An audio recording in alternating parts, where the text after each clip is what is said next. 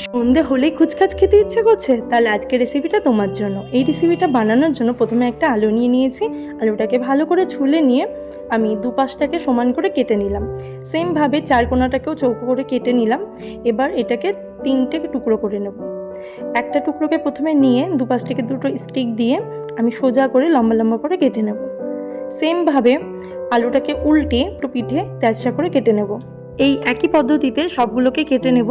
এরপর একটা বাটিতে 2 চামচ লবণ আর কিছুটা পরিমাণে জল দিয়ে আমি প্রত্যেকটাই আলুকে ভিজিয়ে রাখবো 15 থেকে 20 মিনিটের জন্য। 15 থেকে 20 মিনিট পর আলুগুলো নরম হয়ে আসবে আর জালিগুলো আরও বেশি করে বোঝা যাবে, আর যতটা টানবে ততটাই লম্বা হয়ে যাবে। দেখতেই পাচ্ছ কতটা সুন্দর হয়েছে। এই আলুটা কাটার উপরেই সব কিছু নির্ভর করছে, যত ভালো করে কাটবে ততটাই ভালো হবে। যখনই ক্রিস্পি কিছু খেতে মন চায় তখনই আমি বাড়িতে এটা বানিয়ে ফেলি। অল্প সময়ের মধ্যে হয়েও যায়, আবার খেতেও দুর্দান্ত হয়। ব্যাস হয়ে এসেছে। অন্যদিকে একটা গ্যাসে কড়াই বসিয়ে দেবো সাদা তেল পরিমাণ মতন। আর এদিকে আলুগুলোকে জল থেকে ভালো করে চেপে চেপে জল ঝরিয়ে নিয়ে একটা প্লেটে নিয়ে নেব।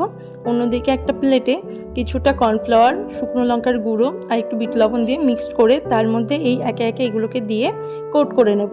প্রত্যেকটাকেই একইভাবে কোট করে নেব। এবার গরম তেলে একে একে দিয়ে এপাশ ওপাশ করে ভেজে নিলেই তৈরি স্পাইরাল পটেটো। এই প্রসঙ্গে একটা কথা বলি, যখন এগুলোকে ভাজবো তখন কিন্তু গ্যাসের ফ্লেমটা হাইতে রাখতে হবে, তাহলেই ক্রিস্পিনেসটা বেশি হবে। আর এগুলো ভাজতে একদম অল্প সময় লাগে, আর খেতে তো দুর্দান্ত হয়। কতটা ক্রিস্পি হয়েছে দাঁড়াও তোমাদেরকে দেখাচ্ছি। এটার সাথে খাওয়ার জন্য আমি একটা মিক্স সস বানিয়েছিলাম, যেটা এর উপর থেকে দিয়ে দেবো। মিক্স সসের মধ্যে দিয়েছিলাম একটু মেয়োনিজ, টমেটো সস, গোলমরিচের গুঁড়ো, লেবুর রস, বিট লবণ, একটু লঙ্কার গুঁড়ো দিয়ে মিক্স করে একটা পাইপিং ব্যাগে ভরে আমি এর উপর থেকে দিয়ে নিয়েছি। উপর থেকে একটু চাট মশলা, বিট লবণ ছড়িয়ে দিয়েছিলাম।